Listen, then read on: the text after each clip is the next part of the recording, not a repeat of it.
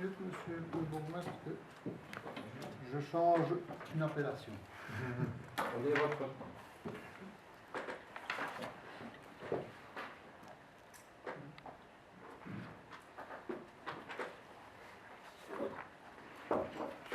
Voilà. Monsieur le bourgmestre, monsieur le président, mesdames et messieurs les échevins, mes chers collègues, vous vous en souviendrez, lors du conseil communal du 30 septembre 2013, qui évoquait le précédent scandale Publifin, qui s'appelait Texteo à l'époque, j'avais déjà souligné ceci. Relevons la faute fondamentale, c'est-à-dire le non-respect de l'exigence légale d'activité correspondant à une mission de service public, relevant de l'intérêt communal. Les faits étaient clairs, il s'agissait d'une logique commerciale enrichissant les apparatchiks de parti. Jeudi dernier, vous avez déclaré au journal L'Avenir « Je vous avoue que je ne connais pas les tenants et les aboutissants de tout ». Voilà qui tranche avec vos certitudes à l'époque. Dois-je vous rappeler que vous aviez repris à votre compte la thèse de Texteo dictée par Stéphane Moreau. Vous aviez été jusqu'à vous targuer du modèle démocratique. Je vous cite, « Une intercommunale pure au sein de laquelle l'ensemble des partis démocratiques sont représentés au sein de son conseil d'administration et ce conformément au respect des droits démocratiques. » Vous savez revenir au texte que vous avez adressé au collège et au conseil, s'il vous plaît, aussi. C'est la motion, mais je vous explique ici, c'est mon explication. Mais la note explicative que vous avez fournie n'est pas la même. C'est l'explication de ma note explicative. Ah, c'est une explication de l'explication. C'est exactement ça. Je ne dis pas. Ok. D'accord. Merci. Je voulais dire, bon, conformément au respect des droits démocratiques, je disais donc. La réalité vous a rattrapé, c'est effectivement un plan, comme je l'avais cité en 2013. Ce scandale a été couvert par votre majorité à l'époque, tous le petit doigt sur la couture du pantalon, aux ordres. Sans aucun débat, vous étiez passé immédiatement au vote.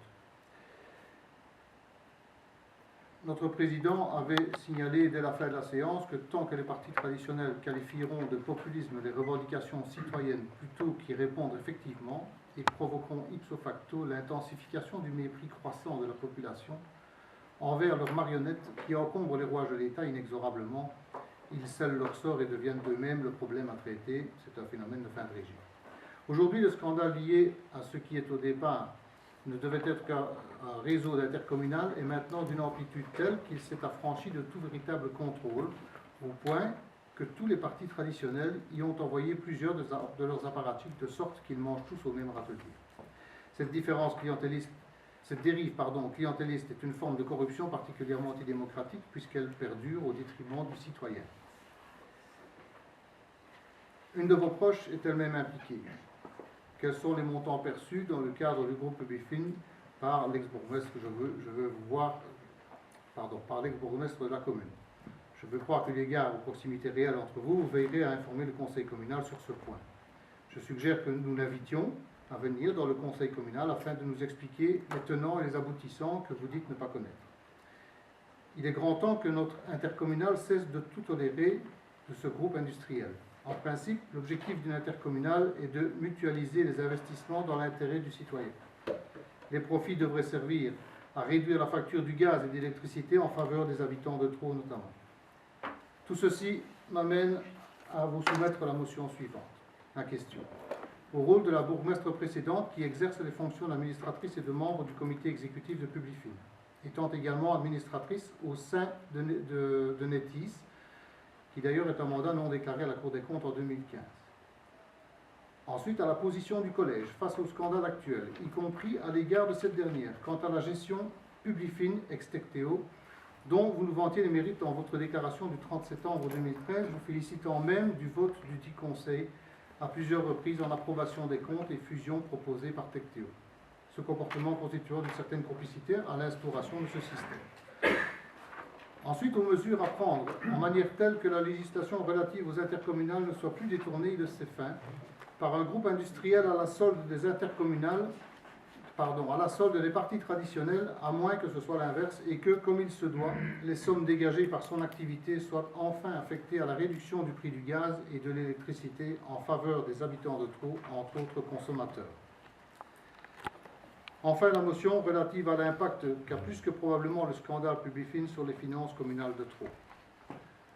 Considérant le fait que la commune de Traux est actionnaire dans le groupe Publifin, considérant le fait que la bourgmestre précédente y occupe les fonctions susdites, considérant les révélations diverses qui éclaboussent ce groupe, considérant le caractère pernicieux de ce système particulièrement antidémocratique puisqu'il s'agit d'enrichissement d'apparatchiks de partis traditionnels au détriment du citoyen, considérant la mise en place d'une commission parlementaire d'enquête sur les affaires liées à Publifin et Netis, qui, soulignons-le, est présidée par une autre apparatchik du PS, cumulant elle-même 29 mandats, considérant qu'il importe de faire la lumière sur les responsabilités individuelles dans ce dossier, ainsi qu'établir le préjudice financier résultant pour chaque commune associée des errances constatées.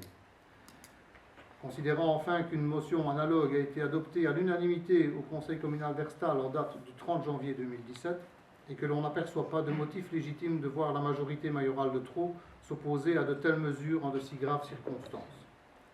Le Conseil communal de Traux devrait décider d'autoriser le collège communal à rester en justice contre le groupe Publifin Netis s'il devait se confirmer que les intérêts financiers de notre commune aient été lésés dans ces sombres histoires. Point 2, de demander au conseil d'administration concerné de mettre à l'ordre du jour de leur prochaine réunion la révocation de l'administrateur délégué de Netis ainsi que de toute personne ayant contribué au dévoiement d'un outil initialement voué au bien commun. L'intercommunal ainsi vampirisé par ce groupe industriel ex-Tectéo devenu Publifin à la suite d'un précédent scandale déjà annoncé par le VLC en 2013. Je vous remercie de m'avoir écouté. Écoutez, M. Larose, je vais répondre à vos questions. Je vais répondre, tout d'abord, je suis étonné que vous parliez de complicité de la part du collège, puisque vous-même, vous avez voté l'ensemble des décisions Publifin Tectéo à chaque conseil communal où le sujet est venu, en matière de plan stratégique, en matière de désignation, en matière de refonte des intercommunales, etc., etc. Vous les avez votés comme nous tous ici. Donc je considère que si nous sommes complices, vous êtes à tout le moins complices avec nous, puisque vous avez voté tous ces ordres du jour sans même venir constater ni consulter une seule fois les dossiers à l'administration communale. Donc c'est un peu simple de dire évidemment qu'il y a des problèmes au niveau de l'administration communale de Traux quant à sa connaissance ou pas connaissance du dossier, alors que vous-même avez voté les points avec nous en majorité. Bien sûr. Les PV sont là pour le démontrer. Quant à vos questions au rôle que la bourgmestre précédente a pu exercer ou exerce au sein de Publifin, je vous rappelle quand même que c'est un mandat qui n'est pas communal, mais qui est un mandat qui a été délivré par la province de Liège. Nous n'avons malheureusement pas compétence ni autorité sur ce mandat, ni compétence ni autorité à définir les fonctions que pouvait ou pas exercer l'ancienne bourgmestre au sein de cette ASBL. Il y a d'ailleurs, et vous l'avez dit vous-même, une commission d'enquête qui a été mise en place, et c'est notre souhait le plus cher, puisque vous aurez l'occasion d'entendre la motion que nous voulons passer également, qui est assez proche de la vôtre, mais rédigée d'une manière beaucoup moins politicienne. Vous l'entendrez plus tard. Cette commission d'enquête, je n'émets pas de doute quant à sa capacité de réagir pour la bonne et simple raison que, comme moi, vous le savez, qu'elle est assistée d'un juge d'instruction lui-même habilité à délivrer des mandats ou autres dans le cadre de procédures ou en tout cas de détournement de délits qu'il aurait constaté. Donc il n'y a pas de raison quelconque au jour d'aujourd'hui, puisque la commission d'enquête a commencé ses travaux aujourd'hui, de mettre en doute sa capacité à gestion de ce problème, d'autant plus que si vous avez lu comme moi qui sont les mandataires représentés, vous avez constaté que tout le monde était représenté dans cette commission et que loin de dire qu'il s'agit des proches de personnes concernées, je pense que c'est plutôt le contraire quant aux désignations qui ont été faites dans cette commission d'enquête. Alors vous demandez aussi quelle est la position du collège face à ce scandale, mais vous la lirez, vous l'entendrez dans quelques minutes, puisque M. Sartini nous lira la motion qu'il a présentée, qui a recueilli l'adhésion du collège quant à cette problématique. Donc je voudrais quand même aussi attirer l'attention du public et des conseillers en place sur le fait que cette intercommunale dont vous parlez a quand même versé pour les 10 dernières années plus de 2 500 000 € à la commune de Traux. 2 500 000 €, c'est, j'ai presque envie de dire, 100 000 fois l'investissement que la commune de Traux, ou l'argent que les habitants de Traux ont pu dépenser pour la création de cette intercommunale il y a déjà des dizaines d'années. Je dirais par contre que malheureusement, et vous le savez comme moi, que le prix du gaz et de l'électricité n'est pas fixé par l'intérêt communal Publifin, Tectoresa et compagnie, que c'est la COAP et la région qui déterminent ces tarifs, et que RESA n'est pas un fournisseur d'électricité, il ne fait que transporter l'électricité. Et Cassette, en tant que transporteur, il est le deuxième moins cher du marché de tous les transporteurs en Wallonie. Et donc, quand nous savons que nous sommes actionnaires à concurrence de 0,3% de cette intercommunale, que cette intercommunale nous a déjà versé, je parle des 10 dernières années uniquement, parce qu'il y en avait beaucoup plus encore dans les années précédentes, 2 500 000 €, je ne pense pas que l'argent des Frausiens ait été détourné d'une quelconque manière jusqu'à présent, mais si c'était le cas, nous serions évidemment d'accord, comme vous, d'ester en justice contre les personnes qui auraient en tout cas mis à mal les finances de la commune de Trou et en tout cas mis à mal les intérêts des habitants de la commune de Trou. Voilà ma réponse à vos questions. Je vais proposer... je vais juste une petite remarque parce que vous dites qu'une motion analogue a été adoptée à l'unanimité au Conseil communal de Herstal.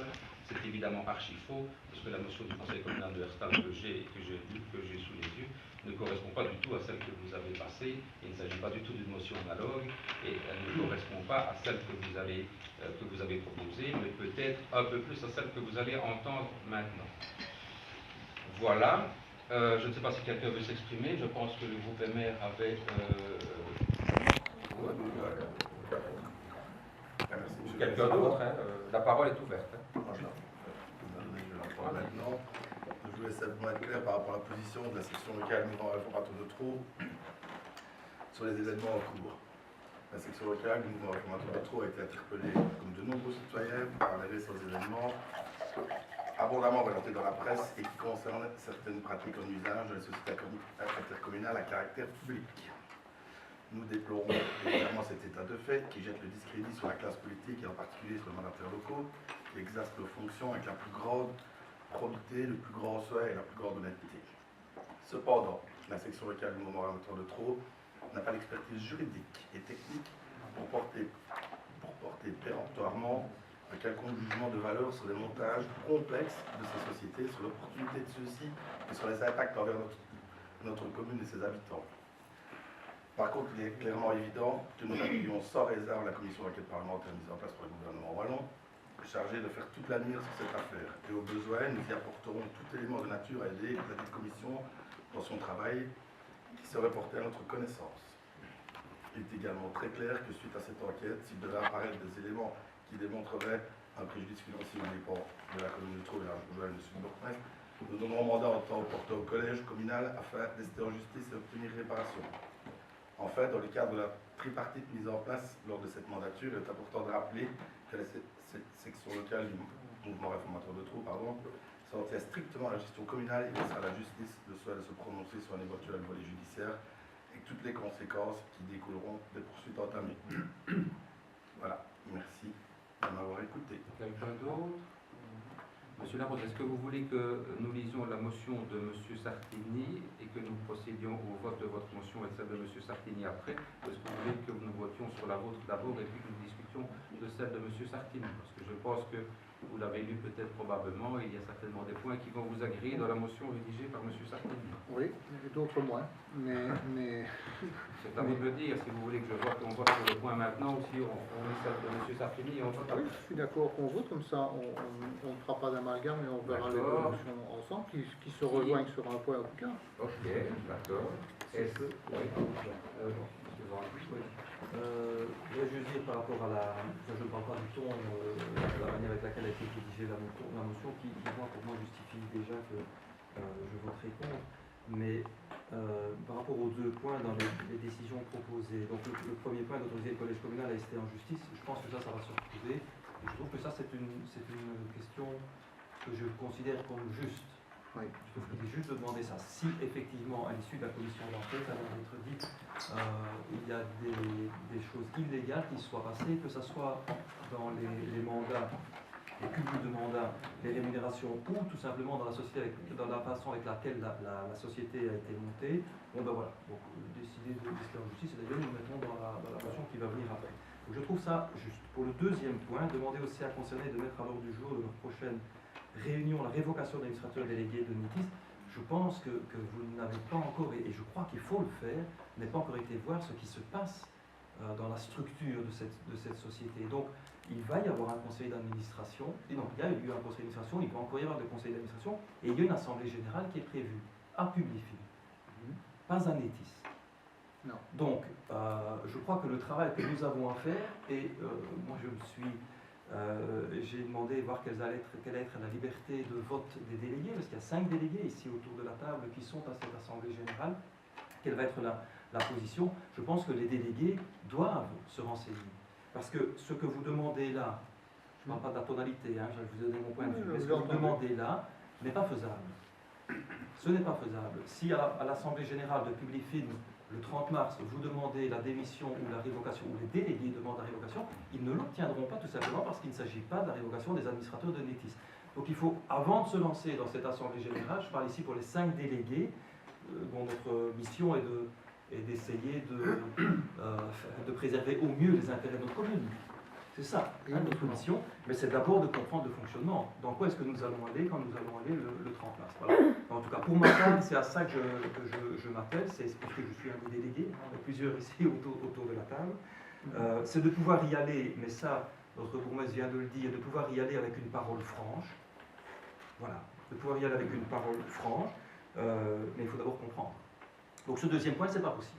C'est simplement ça que je veux dire. Au-delà du fait que, quand nous recevrons l'ordre du jour de cette Assemblée générale, nous voterons expressément point par point, parce qu'il y a des points qui sont présentés sur lesquels je ne peux pas marquer mon accord non plus. Nous voterons donc spécifiquement point par point. Et je tiens quand même à préciser, et je le rappelle, que malheureusement, nous n'avons que 0,3% des voix au sein de cette Assemblée, et toutes les positions que nous prendrons peseront ce qu'elles peseront à la concurrence de ce que nous pesons nous-mêmes dans cette Assemblée. Alors, concernant le point 11, la motion de M. Larose qui vient d'être lue par ce dernier, qui vote pour? Qui vote contre? Qui s'abstient? Une abstention. Merci. Nous allons passer au point 12, la motion